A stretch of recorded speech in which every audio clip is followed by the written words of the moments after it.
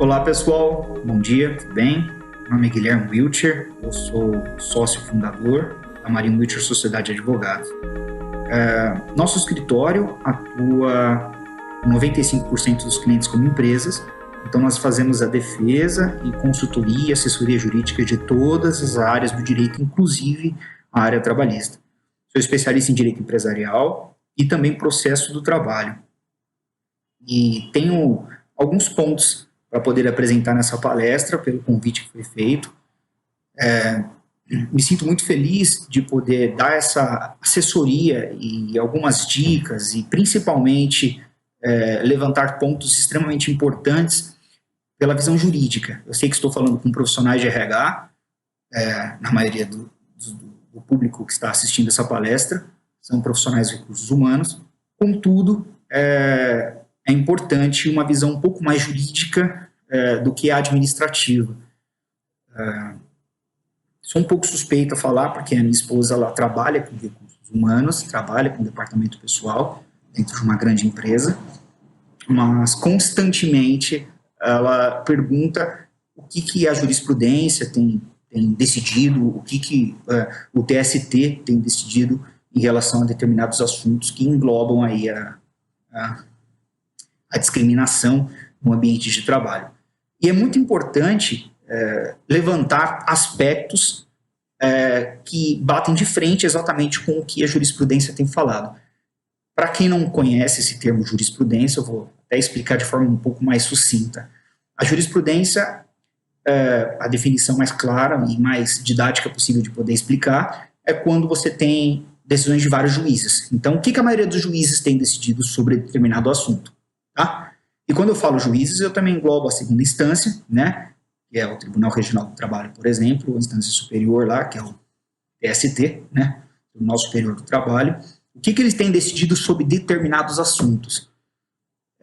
Também quero deixar claro que durante essa palestra vou trazer alguns casos que nosso escritório teve em relação à discriminação, embora nosso escritório defenda as empresas de processos trabalhistas, de processos, reclamações trabalhistas de todos os tipos possíveis, nós fazemos a defesa, então estamos mais pelo lado da reclamada do que pelo reclamante. Temos alguns casos sim de reclamante aqui no escritório, não são muitos, mas são casos bem complexos que eu vou trazer alguns aqui para a gente poder analisar e poder aprender um pouco durante essa palestra. Quando eu terminei Direito Empresarial, minha pós-graduação, eu resolvi fazer processo do trabalho, primeiro porque não é só uma área interessante, né? Claro que o direito do trabalho é interessante, mas o processo do trabalho é super interessante. O processo do trabalho, o advogado que entende de processo de trabalho, eu sempre digo isso para os meus funcionários aqui no escritório, para todos os advogados associados aqui no escritório, eu sempre deixo muito claro. O processo do trabalho, se você entende, se você domina o processo do trabalho, você pode ter absoluta certeza que você vai dominar qualquer outro processo. Processo criminal, processo civil, processo tributário, você vai dominar, porque o processo do trabalho, ele envolve, principalmente em relação à prova, que é algo que eu vou falar muito aqui nessa palestra, envolve algo extremamente complexo, muito complexo mesmo, e é tudo feito de uma forma rápida, né, e muito bem distribuída. Por que eu estou dizendo isso? Porque o tema que eu vou abordar aqui sobre discriminação, temos que pensar como um grande pêndulo, né? Então vamos imaginar que quando começou a falar em dano moral, não só no Brasil, tá? Mas no mundo inteiro, quando começou a se falar de dano moral, nós abrangemos determinados tipos de situações. Então, por exemplo, a pessoa encontrava uma mosca no café dela, no restaurante, ela entrava com pedido de danos morais, porque achava que aquilo atingia a moral dela, o aspecto psicológico dela. Quando ela entrava com uma ação dessa na justiça, na década de 50, por exemplo, os juízes decretavam valores exorbitantes de danos morais, né? Não só no Brasil, mas no mundo. Então, qualquer aspecto... Agora vamos falar da relação de emprego, né? Quando você fala da relação de emprego, muito maior ainda, né? O chefe chegava no funcionário e falava, vou dispensar você porque você é negro, porque você é homossexual, vou dispensar. Então, quando se pensava em dano moral, se pensava em valores exorbitantes, né? Então, como eu te falei do pêndulo, né? Então, Eram valores muito altos. Hoje, estamos no século XXI, estamos em muitos processos em relação ao dano moral, não só na esfera trabalhista, mas em todas as outras esferas. Então, todos esses processos de danos morais, os juízes tendem a fixar um valor menor. Então, vamos imaginar, lá atrás era um valor muito alto, era como se fosse um pêndulo, né?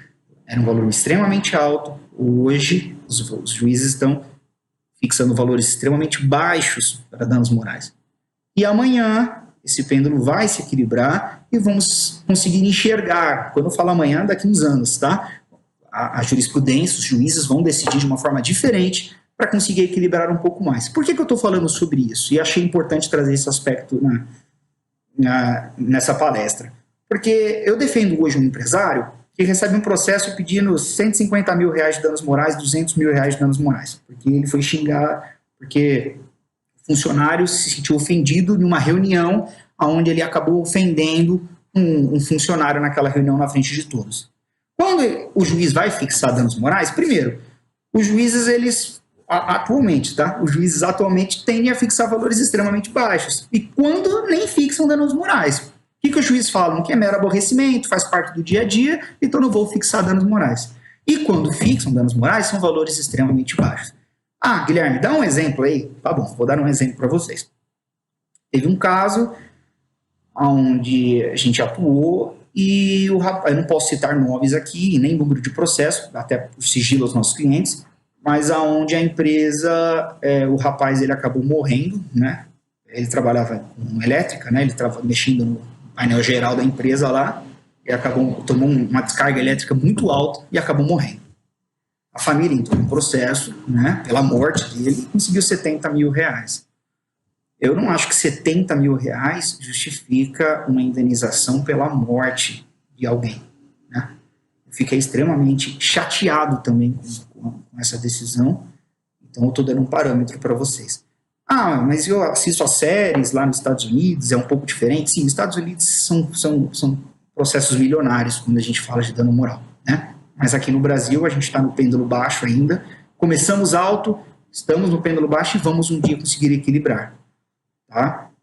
Então a gente já viu casos aqui de perder um braço, conseguir 40 mil reais, 50 mil reais, né, num acidente, né, um exemplo, né?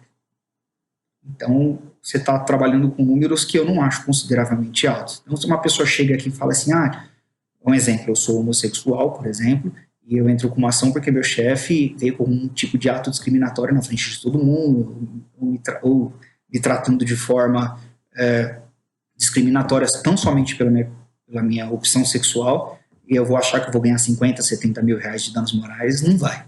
Tá? Não vai. Então, isso que eu estou explicando para vocês nessa palestra é uma realidade do nosso mundo jurídico hoje na esfera trabalhista, e é muito importante vocês terem essa ciência para poder orientar até as empresas que vocês trabalham com RH. É importante passar isso para todo mundo, que se a pessoa for realmente entrar com um processo, não vai achar que vai lavar a égua, como a expressão brasileira, né? Vai ganhar muito dinheiro esperando com um processo trabalhista de danos morais. E, bom, vamos explicar um pouco mais juridicamente, né, tecnicamente, melhor. Quando eu falo de dano moral, o que é o dano moral? O dano moral, existe o dano moral e existe o dano material, né?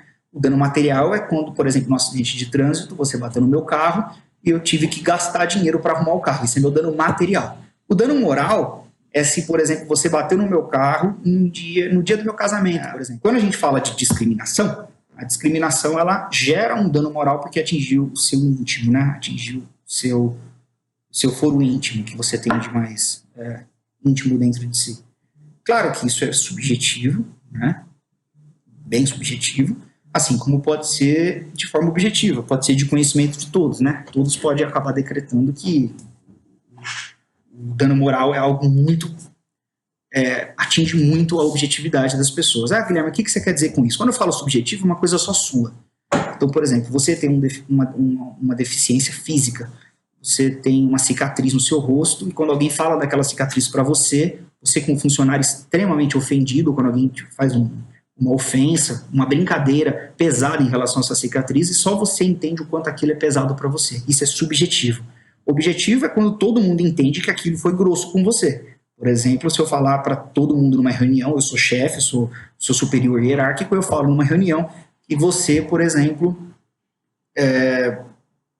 é homossexual e que, em virtude da sua condição sexual, eu vou fazer uma brincadeira, eu vou te zoar, eu vou te discriminar em relação a isso. Então, isso daí é uma forma um pouco mais objetiva. Todo mundo entende e concorda que isso está atingindo você. Claro que pode ser os dois, né? Objetivo e subjetivo, né? Porque todo mundo pode entender que atinge você aquele meu comentário maldoso, mas ainda por cima existe uma história de preconceito, por exemplo, que você sempre viveu desde a sua infância e isso acaba atingindo. Nós, como os advogados e operadores do direito, a gente nunca chegou a fazer um tipo de juízo, né? A gente, quando defende o nosso cliente, a gente meio que abraça a causa, né? Eu quero abraçar. Eu quero até trazer um caso, vou explicar um caso de discriminação por homossexual muito forte, né, que a gente teve aqui no escritório. A gente estava pelo reclamante, pelo trabalhador, mas eu falo um pouco mais para frente, porque eu quero poder dar essa palestra dividida em vários tópicos. Foi o que a empresa pediu para que eu basicamente fizesse, né, para que a gente pudesse trabalhar ponto por ponto. Eu trouxe aqui algumas considerações que eu queria falar para vocês, né. Vamos começar falando sobre aparência, né. O que é aparência hoje no ambiente de trabalho, quando a gente fala em aparência sobre discriminação, né? Então vamos imaginar, o seu superior hierárquico, ele acaba dispensando você por conta de uma questão física, né? Uma questão de aparência. Isso poderia gerar aí uma reintegração no trabalho? Eu entro com um processo, peço para voltar para o trabalho. Poderia fazer isso? Poderia pedir um dano moral por isso? Depende.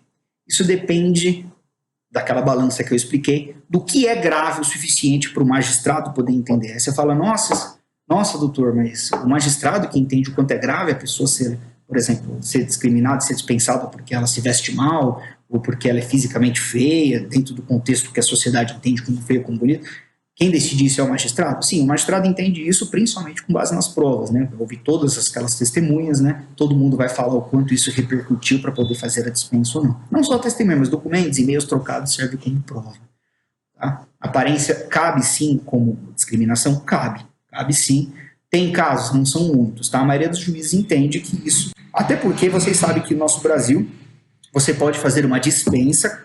É possível, a lei permite você dispensar um funcionário sem justificar. Você pode simplesmente falar assim, eu não vou explicar para você o porquê que eu estou dispensando você, eu vou simplesmente dispensar você e acabou, não preciso dar uma justificativa. A não ser que seja uma dispensa por falta grave, que é justa causa, eu preciso dar uma justificativa. Mas dispensa sem motivo, eu não preciso justificar. Então, na prática, o que a gente vê, a pessoa quer dispensar alguém porque a pessoa tem uma aparência ruim, eu vou dispensar a pessoa porque tem um mau hálito, porque tem uma pessoa, e eu vou dispensar e não vou explicar o motivo. Então é impossível a gente conseguir um processo, e mesmo que consiga o processo, é muito difícil prová-lo, né? Porque a prova no processo de trabalho, como eu disse no início da palestra, a prova no processo de trabalho é muito complexa, é uma prova muito forte, né? Então precisa-se de uma posição muito consolidada, muito forte em relação à prova. Então você precisa de testemunhas, precisa de e-mails, precisa de uma gravação, precisa de tudo isso. Eu quero abrir um parênteses sobre a prova gravada. Tá? Muita gente me pergunta mesmo, Guilherme, eu posso gravar o meu chefe falando comigo numa reunião? Eu posso gravar isso e usar isso num processo futuramente? Bom, isso daí é uma dica que eu vou dar em uma consultoria já para os nossos ouvintes dessa palestra. E sim, tá? O nosso TST já simulou, já teve decisões pacíficas, ou seja, a jurisprudência já aceita de forma pacífica isso. Se você gravar uma conversa com o seu chefe, você pode gravar essa conversa e não avisar que está gravando. Só que só tem uma condição, você precisa gravar. Você não pode pedir para ninguém gravar essa conversa. Então, se você entra numa sala e alguém grava essa conversa, você com o seu chefe, essa conversa não pode ser usada no processo. Uma prova que não vai ser admitida pelo juiz. Ela só vai ser admitida pelo juiz caso você grave ou o seu chefe possa gravar também. O superior hierárquico pode gravar uma conversa com o funcionário? Pode gravar sim uma conversa com o funcionário. Essa conversa pode ser usada no processo trabalhista sim, mesmo sem avisar a outra parte. Tá bom? Isso já é pacífico na jurisprudência, pode gravar à vontade, gravar escondido, deixar o celular debaixo da mesa lá, gravando tudo, não tem nenhum problema, nenhum impedimento legal em relação a isso. Agora, se você pedir para alguém gravar para você, pode ter certeza que essa prova será anulada. O que pode acontecer é se alguém participar da conversa. Se esse alguém estiver participando da reunião, aí esse alguém pode gravar sim, não tem problema. Tá Bom, agora, se ele não estiver participando da conversa, ele não pode fazer essa gravação aí para usar como prova no processo trabalhista. Beleza? Doença. Bom, vamos bater nesse assunto. Doença. O que doença é considerado como discriminatória? Doença, sim, grave. Doença grave é considerado como discriminatória. Então, se eu dispensar alguém porque alguém é soro positivo, HIV, eu posso conseguir tanto dano moral como eu posso conseguir a reintegração no trabalho. Eu entro com um processo, com uma ação judicial, pedindo para o juiz determinar que eu volte a trabalhar naquela empresa. É simplesmente assim que funciona. Ah, Guilherme, mas essa discriminação, como é que eu provo isso, então? Foi o que eu te expliquei. É muito difícil provar. Então, testemunhas é uma prova muito forte, né? E-mails, gravações são provas muito fortes. Eu estou dispensando alguém só porque alguém descobriu que era soro positivo ou é portador do HIV, né? E existe sim essa discriminação, a gente vê muito isso na jurisprudência. Tem uma súmula do TST, né, falando sobre isso, né? O que é uma súmula, para vocês poderem entender? Súmula é uma decisão tão forte, uma jurisprudência tão consolidada, que o TST, que é a instância na esfera trabalhista máxima, essa instância ela decide, né, o que vai se decidir em relação a isso. Então, por exemplo, o juiz lá da vara, sei lá, da 10ª Vara Trabalhista de São Paulo, o juiz vai ter que decidir com base nessa súmula. Ele não pode decidir contra a súmula. Ah, tem juiz que decide contra a súmula? Tem. Mas quando recorre, a empresa recorre, ou quando o trabalhador recorre, bate lá em cima no TST, no Tribunal Superior do Trabalho, e lá em cima o TST vai utilizar a súmula deles, né? Tem algumas exceções nessa súmula? Tem. Com certeza tem. Por exemplo, a depressão. A depressão muita gente não sabe, mas a depressão não é considerada doença grave. E aí não dá para se aplicar essa súmula, então o empregado pode demitir por conta da depressão. Mas são todos os casos? Tem exceção? Claro que tem, né? Dependendo do caso concreto, pode ser que mesmo com essa súmula, mesmo com a depressão, pode ser que algum trabalhador consiga uma reintegração no trabalho ou consiga uma indenização por danos morais por ter sido dispensado por conta da depressão. Tem algumas doenças de pele também, são aquelas doenças onde aparecem umas marcas na pele, assim, que não é considerada doença grave, você pode dispensar aquela pessoa, porém, foi o que eu te falei, são exceções, então pode acontecer durante o processo, aquilo ser provado para o juiz, né, que atingiu a discriminação por conta da doença, e eu quero danos morais e dispensa, tá? Só deixei claro que existe uma grande diferença entre dispensa e reintegração do dano moral, que são duas coisas distintas. Então, se eu falo, por exemplo, que eu vou reintegrar alguém no trabalho, isso não tem nada a ver com danos morais. Danos morais é uma outra coisa. Então, se eu dispenso alguém por discriminação, por exemplo, HIV, vou dispensar você porque você é soro positivo. Eu posso conseguir a reintegração no trabalho. A pessoa pode voltar a trabalhar na empresa, ser reintegrada por uma decisão judicial. Agora, danos morais é uma outra história. Danos morais vai depender de caso a caso. Tá? Então pode acontecer do juiz entender que a pessoa não sofreu uma discriminação ao ponto de decretar dano moral e somente determinar a reintegração dela. Como eu tinha dito no início da palestra, os juízes estão muito chatos em relação a isso. Vamos lá, origens. Vamos levantar um pouco sobre o assunto origens, né? Existe a discriminação da onde você veio? Sim, existe. Né? Existe a questão da discriminação da onde você veio. Né? A gente teve até um problema, e não faz muito tempo, ainda a gente vê isso, tá? Com a questão da localização, de onde você veio, né? Às vezes tem um problema de São Paulo com o Nordeste, né? Norte com o Sul, não sei.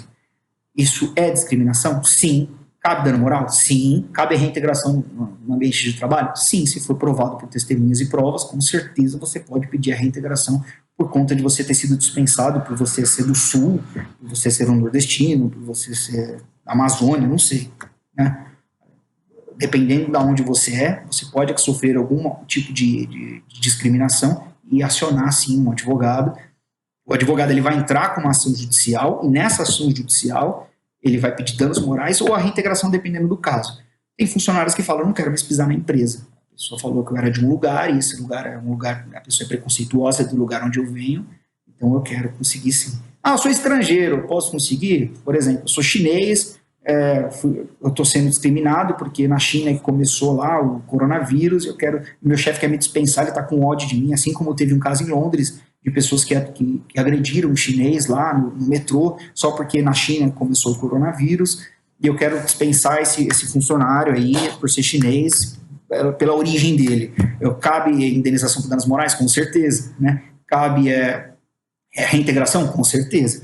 Claro, o juiz analisa caso a caso se foi por isso mesmo ou não. Porque na prática, o que nós, como advogados de empresa, faz? Né? A gente fala assim, como é que era o funcionário? O funcionário chegava atrasado, faltava muito, a gente simplesmente dispensou e acabou. É isso que a gente alega, fala que não teve discriminação. Né? Na prática é assim que funciona. Todos os advogados de empresa alegam isso. Mas aí quando ele vem com as testemunhas dele, provando que houve uma discriminação por conta dele ser chinês, por exemplo, ele consegue.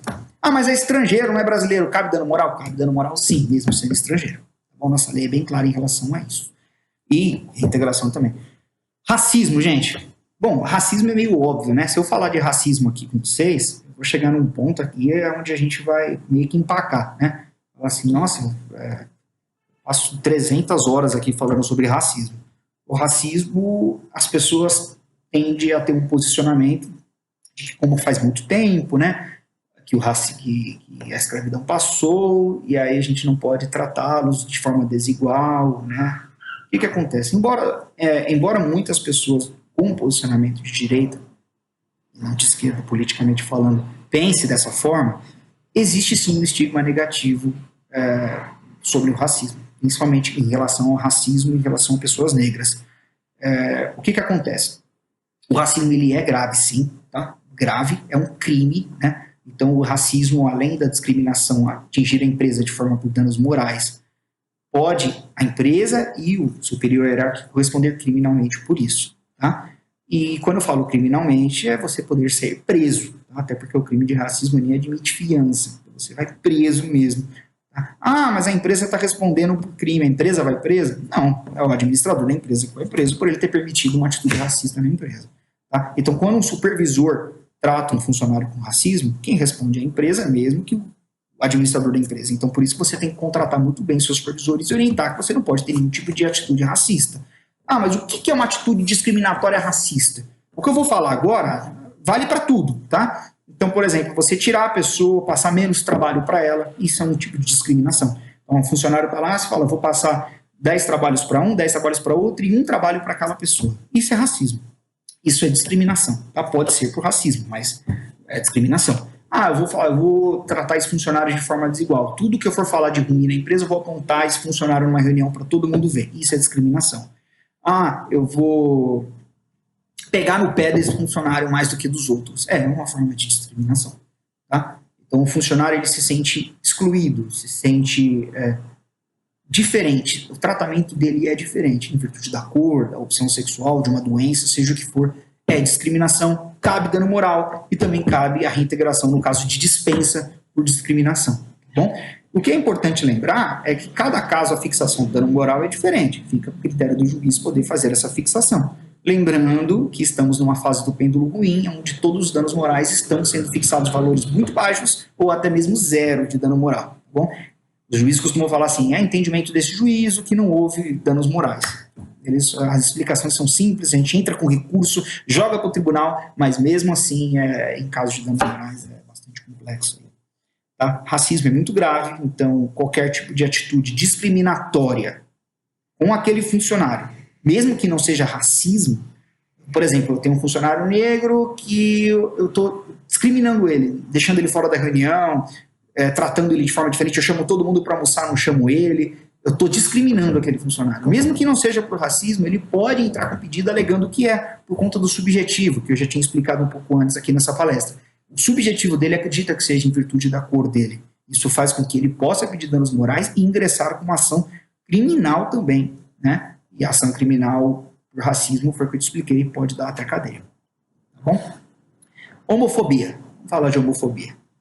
Homofobia é bem complicado, tá? Homofobia, estamos numa fase hoje onde esse grupo está tentando entrar em uma aceitação, né? Então, eles estão tentando fazer as pessoas aceitarem de uma forma não preconceituosa, né?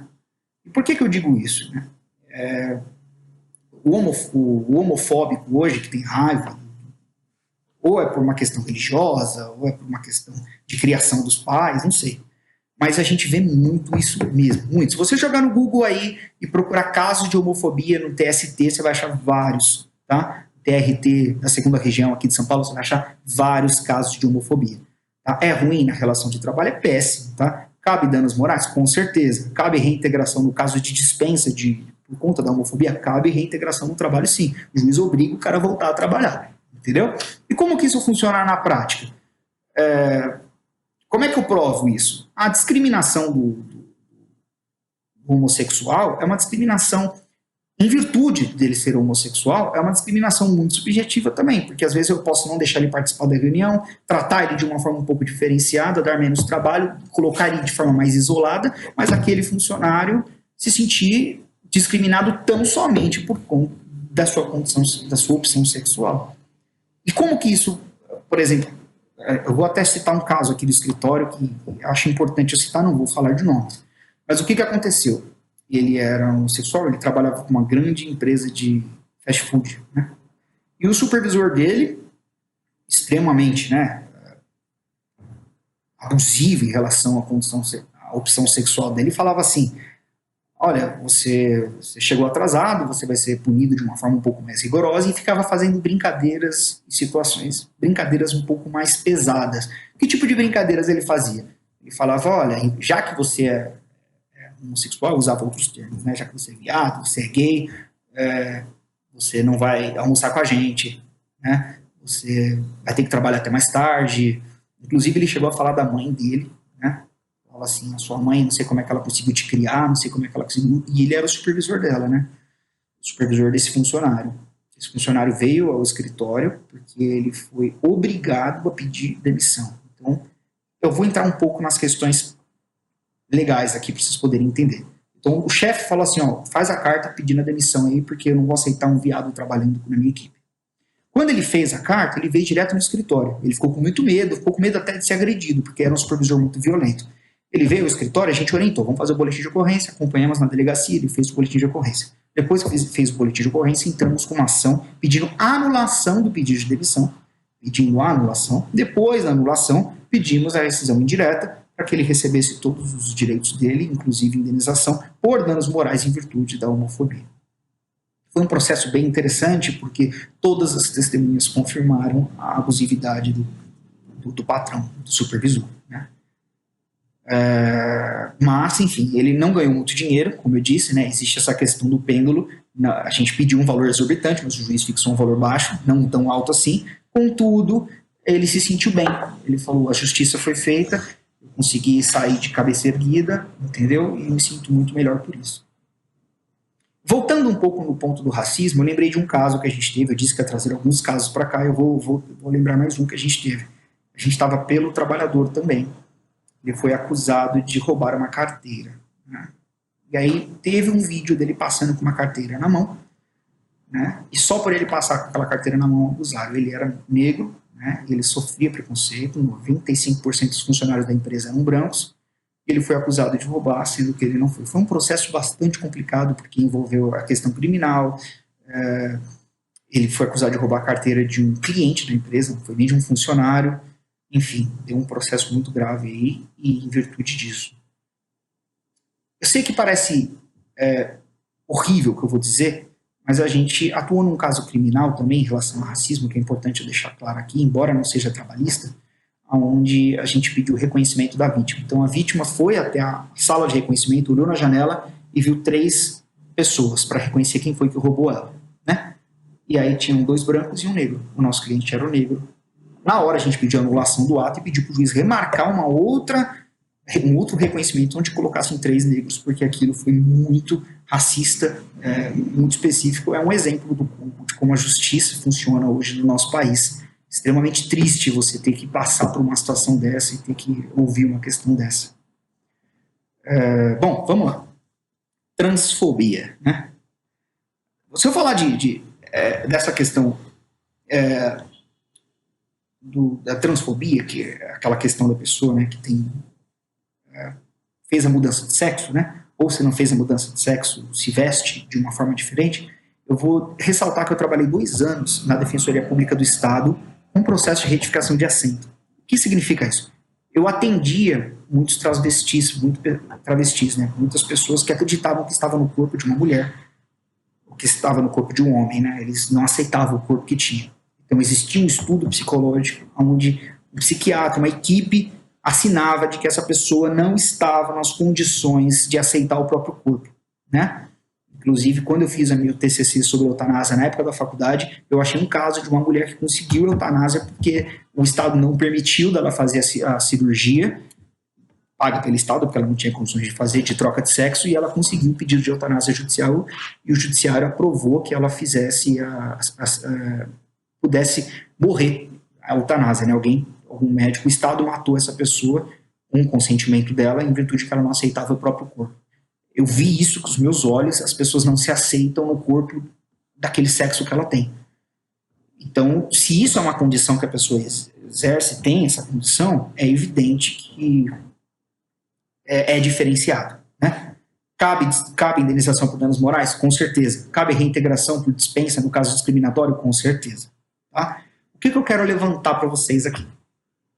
Como ainda é muito divergente esse assunto, para vocês de RH não sentirem pressionados a passar por uma situação um pouco diferente, por exemplo, o João entrou, quer ser chamado de Maria, tá? Eu devo chamar essa pessoa de Maria? Você tem que ter jogo de cintura. Se a pessoa for contratada para trabalhar, ela trabalha certinho e tudo mais, você tem que ter jogo de cintura. Mas eu tenho que chamar a pessoa? Não é que você tem que chamar. Se você não chama a pessoa, pode se sentir ofendida e entrar com uma ação discriminatória. É isso que vai acontecer.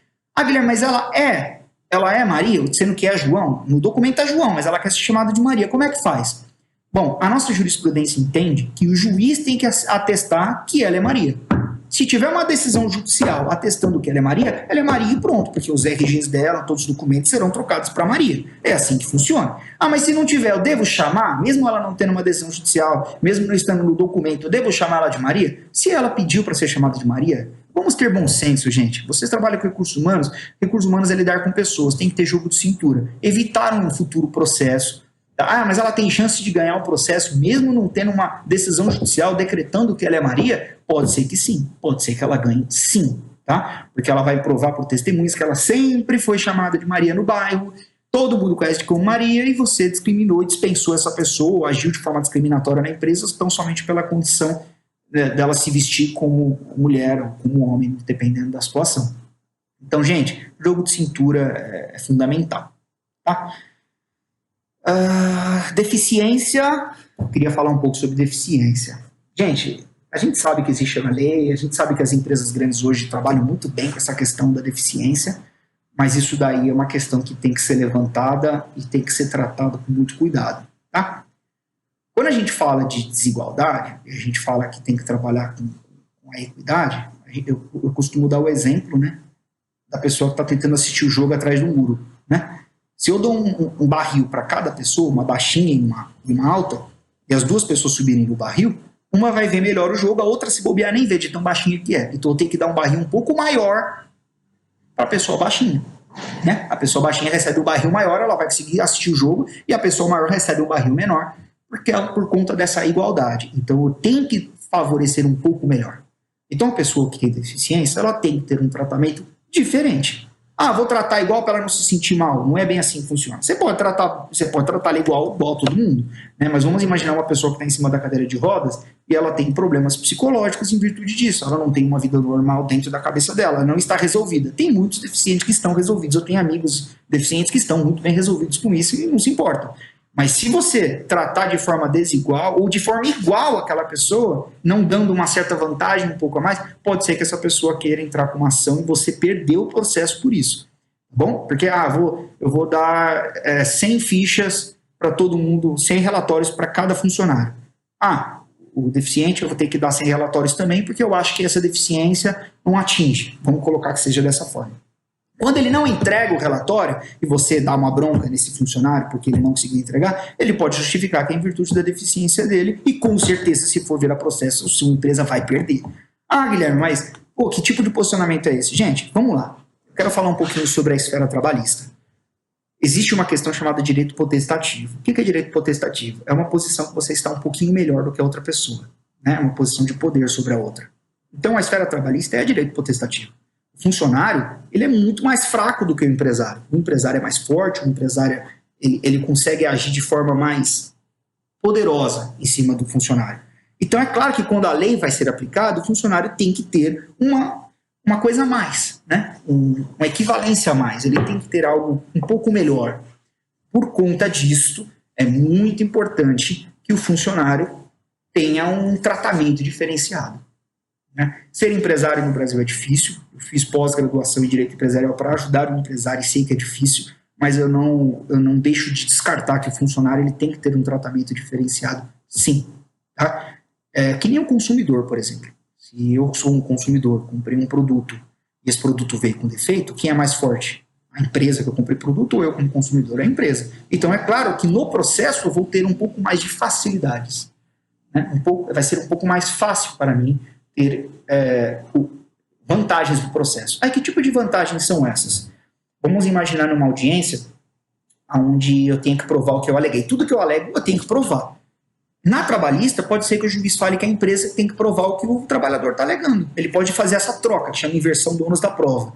Poxa, mas isso é injusto com a empresa. É claro que é injusto com a empresa, mas ele faz essa aplicação em virtude do trabalhador ser um pouco mais fraco na relação jurídica, um pouco mais fraco naquela relação. Quando eu falo relação jurídica, é porque o contrato de trabalho ele é uma relação jurídica, ele é uma relação onde atinge as duas partes e precisa ter um equilíbrio, precisa ter a aplicação daquela história do baú que eu expliquei, quanto maior, mais baixo, né? Precisa ter uma equivalência aí.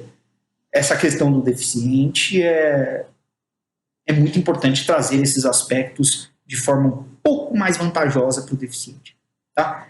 Vamos lá, o último aspecto que eu quero trazer aqui, né? Claro, eu podia falar um pouco de idade, mas idade eu acho que é um pouco óbvio, né? Quando a gente fala de idade. Idade pode entrar com discriminação? Claro que pode, gente. Um idoso não conseguir fazer determinada coisa, ou a pessoa achar que não consegue fazer, é sempre bom você testar o máximo da capacidade possível da pessoa. Se você tem um idoso na sua empresa, trabalhando para você, dê o máximo de coisa que você consiga, ele acha que está aguentando. Está aguentando, vai passando. Está aguentando, vai passando. Mas não deixe de passar um trabalho para ele só porque você acha que ele é idoso e não vai conseguir fazer. Se você fizer isso, ele pode processar e pode ganhar por danos morais e, inclusive, conseguir uma reintegração se você dispensar ele por algum desses motivos. Agora eu queria falar sobre sexo, né? A mulher, existe sim essa diferença, essa discriminação em relação à mulher e o homem, né? Gente, eu não estou aqui para falar de machismo ou feminismo, né? Até porque eu sou advogado, eu defendo as pessoas. Eu quero defender qualquer tipo de ofensa que a pessoa sofra.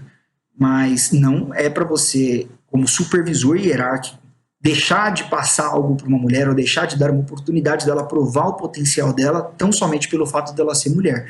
Isso eu vejo muito, muito mesmo, tá? Eu oriento todos os meus clientes. Porque você imagina, no meu escritório, como eu disse, 95% dos meus clientes são empresas. Então, constantemente eles me ligam. Falam, doutor, como é que eu faço nesse caso? Doutor, quando eu mando um advogado associado do meu escritório lá na empresa poder fazer uma olhada, dar uma olhada no lerite, dar uma olhada no fluxo de trabalho, porque a gente faz um trabalho preventivo, para ele não ser processado. Eu explico para o meu cliente, não é para você fazer essa discriminação. Se a mulher está lá, está tendo uma capacidade boa e ela pode conseguir a vaga, coloca a mulher.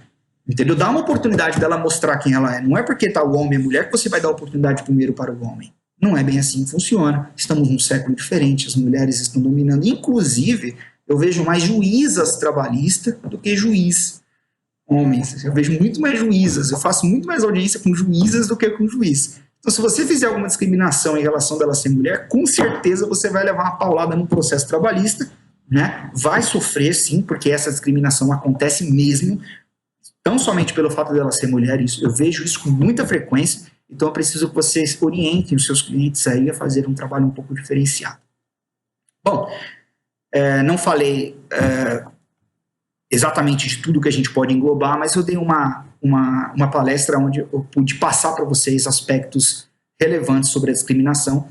Eu vou deixar meu e-mail, tá? Eu vou deixar meus contatos. Se vocês tiverem qualquer dúvida, pode entrar em contato comigo ou entrar em contato com a empresa entra em contato. Pretendo fazer mais vídeos respondendo perguntas. Se tiverem qualquer dúvida em relação a isso ou outros assuntos jurídicos, eu posso sim responder vocês, tá bom?